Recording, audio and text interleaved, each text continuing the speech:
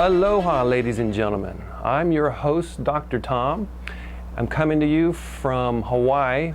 Today we're going to be talking about brain function and brain games and how to keep your brain function healthy so you don't end up demented. And the way we're doing that through proper nutrition and brain games, we're going to be talking about all that good stuff today. Before we get started, I should probably tell you a little bit about myself. And if you look at some of these fancy words at the bottom, one of them is neuropsychologist. Well, what is a neuropsychologist? That's somebody that assesses your brain function. So if you're having word finding problems, or your memory's not what it used to be, or at least your spouse doesn't think it's what it used to be because you don't remember what they said, they may bring you down to the clinic and say, test them. So what we do is we check that brain function and compare you to people your age and see how you're doing. Another one of these fancy words is brain rehabilitation specialist. So what is a brain rehabilitation specialist? That's somebody that helps people that's had a brain injury or has memory problems rehabilitate their brain function.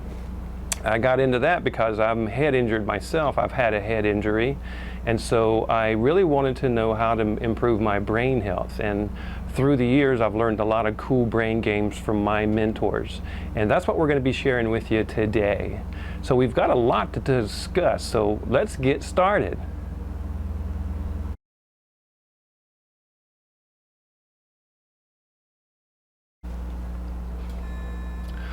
Okay, today we're going to be talking about my favorite brain game, and it's called Ace to King.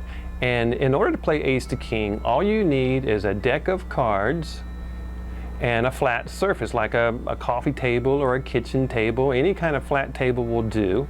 And it's pretty low tech, so if you're not into computers and you don't want to have to have a membership to a website where you have to pay each month to stimulate your brain, you can do it with a deck of cards and a flat surface.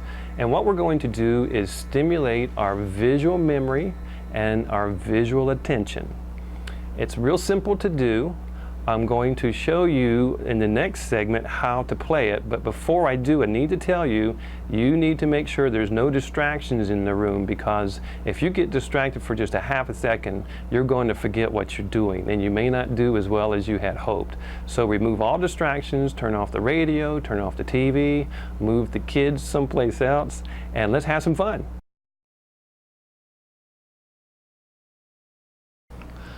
So in order to play the game Ace to King, all you need is a deck of ordinary cards.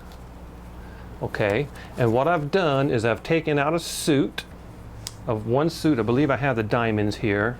And Ace to King is 13 cards, but for this example, I'm just going to use Ace to 9. So Ace is a 1, and then 2, 3, 4, 5, etc. And the way you play this game is you lay them out in rows of 3. Okay, now you could lay them all out in one long row, but you need to be able to see everything in your visual field. So I like to put them out in rows of 3, and they've shuffled them up real good so they're not in order.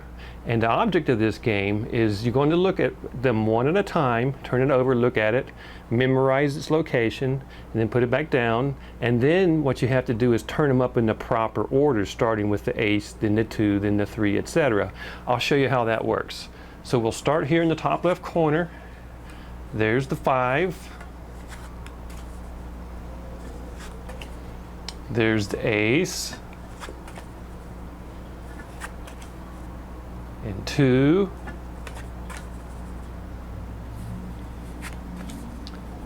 3,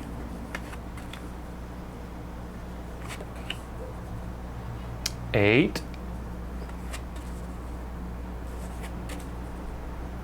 6, 7, 4,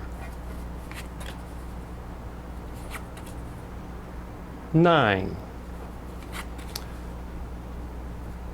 So if you remember, the object is to turn them up in proper order, starting with the ace. So we would look for the ace. Do you remember where the ace is? I believe the ace is up here. So that would be ace. And leave it where it's at. Don't move them and put them in the stack, because your brain has memorized the locations, and it's very helpful to leave them right where they sit. The 2 would be next. I believe this is the 2. Okay, and then I need a 3. The 3 would be right here. Okay, where would the 4 be? Do you guys remember where the 4 is?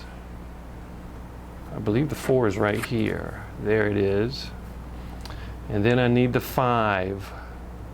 Do you remember where the 5 is? I believe the 5 was the first card we saw. Yeah. The next card would be 6. I believe the 6 is over here. Okay. And then I need a 7. Okay, the 7 was over here. All right, I have a 50-50 chance of getting the 8 correct. I believe it was right here in the middle. And the 9 was the last card we saw.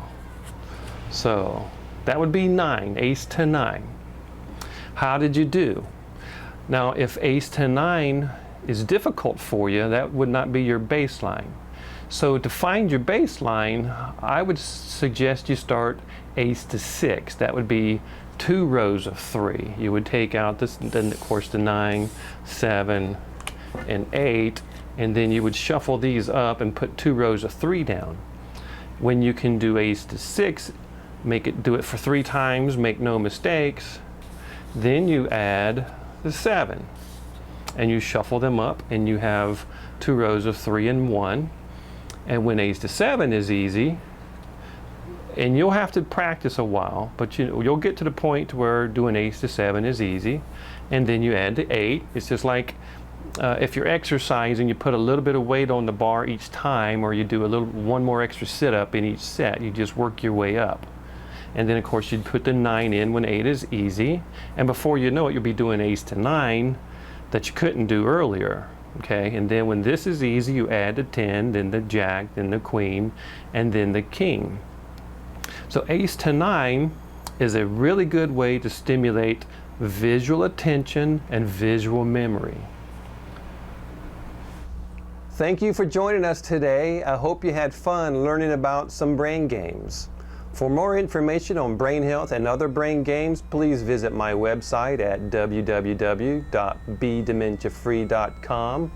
At my website, you'll also find my book, You Can Prevent Alzheimer's, a neuropsychologist's secrets to better brain health. Lots of brain games in here, plus a dementia risk profile. Learn what risk factors are present in your life and how to remove them. I'm Dr. Tom. Thanks for joining. I'll see you next time.